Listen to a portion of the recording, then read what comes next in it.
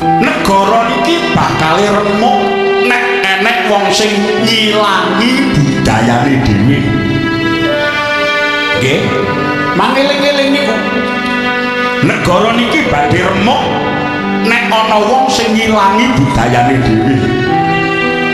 Budayane negara niki budaya tinggalane leluhur dhewe. Aja sok padha disingkir-singkirke. Kaliya menyang jati dirine aja do gelem diapusi karo wong sing padha neka. Luwih utama ngajeni leluhure dhewe timbang aji-aji leluhure wong liya sing wong karuan. Ampun gelem didadekke keset karo wong-wong sing boten tanggung jawab lan ampun gelem dadi